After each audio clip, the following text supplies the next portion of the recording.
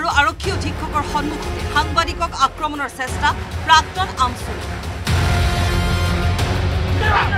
আৰক্ষী অধীক্ষকৰ উপস্থিতিতে নিউজ 18ৰ সাংবাদিকলৈ চোচা লোৱাৰ দুঃসাহস সাইফুদ্দিন আহমেদ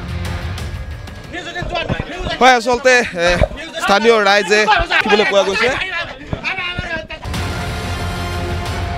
বাৰে বাৰে নিউজ 18ৰ নাম লৈ ভাবুকি সাইফুদ্দিন আহমেদ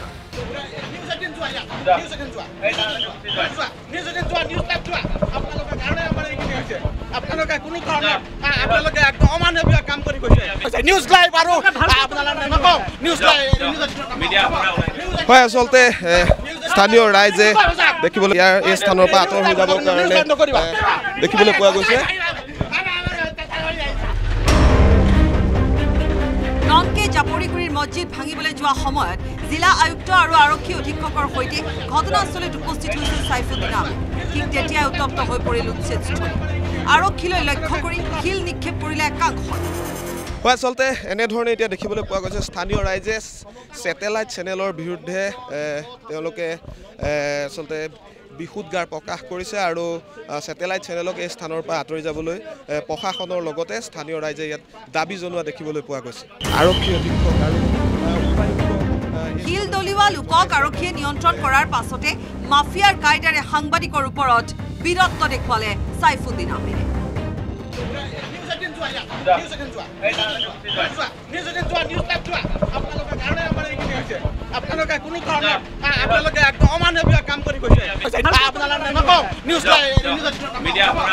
হয় আসলতে স্থানীয় ৰাইজে দেখিবলৈ ইয়াৰ এই স্থানৰ পৰা আঁতৰ হৈ যাবৰ কাৰণে দাবী জনাই দেখিবলৈ পোৱা গৈছে সাইফুদ্দিন আহমেদৰ দাদাগিৰি দেখিও নেদেখাৰ ভাও ধৰি আৰক্ষী অধীক্ষকেও বাধা দিয়াৰ চেষ্টা চলালে সাংবাদিকক দেখিবলৈ পোৱা গৈছে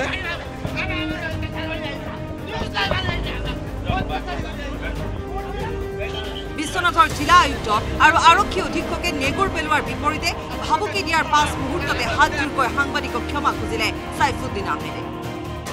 মোৰ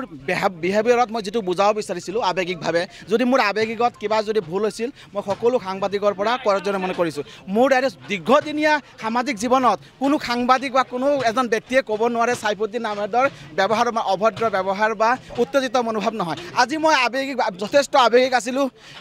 যাৰ কাৰণে হয়তো কথাটো যেনেকৈ উপস্থাপন কৰিব লাগিছিল মই উপস্থাপন কৰাত ব্যৰ্থ হৈছোঁ নিউজ লাইভ আৰু নিউজ 18ৰ ওচৰত মই ক্ষমা প্ৰাৰ্থনা বিশেষভাৱে বিচাৰিছোঁ প্ৰতিজন সাংবাদিকৰ ওচৰতে ক্ষমা প্ৰাৰ্থনা বিচাৰিছোঁ মই ভাবোঁ যে মোৰ ভুল হৈছে সকলোৱে ক্ষমা কৰিব আৰু ভৱিষ্যতে মোৰ দ্বাৰা এনেকৈ ব্যৱহাৰ নাপায়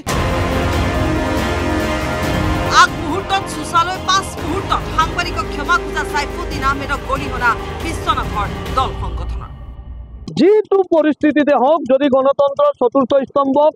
বাতৰি সংগ্ৰহ কৰিবলৈ যাওঁতে যদি আক্ৰমণ কৰিবলৈ যায় এই কথাটো কিন্তু আমি গোৰ্খা ছাত্ৰ সন্থাৰ মঞ্চৰ পৰা তেওঁক একদম গৰিহণা দিছোঁ আৰু ভৱিষ্যত দিনত এনেধৰণৰ কাৰ্যৰ পৰা আঁতৰি থাকিবলৈ তেওঁক আমি আহ্বান জনাইছোঁ যোনেই নহওক গণতন্ত্ৰৰ চতুৰ্থ স্তম্ভ সাংবাদিকসকলৰ ওপৰত আক্ৰমণটো অতিকে গৰিহণাযোগ্য প্ৰাক্তন আমচু নেতাৰ বাবে উত্তেজনাৰ সৃষ্টি হোৱা বিশ্বনাথৰ ননকে জাপৰিগুৰিৰ সম্পন্ন হল দ্বিতীয় দিনৰ উচ্ছেদ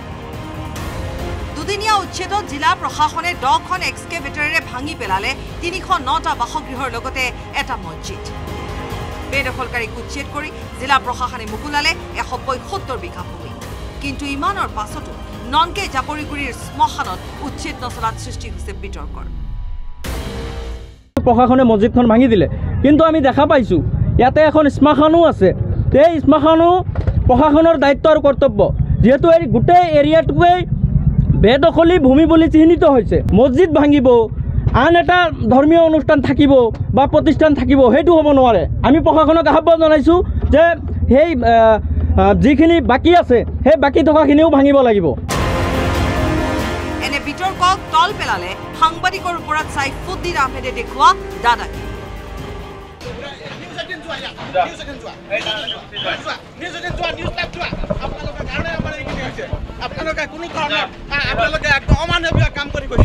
নিউজ লাইভ আৰু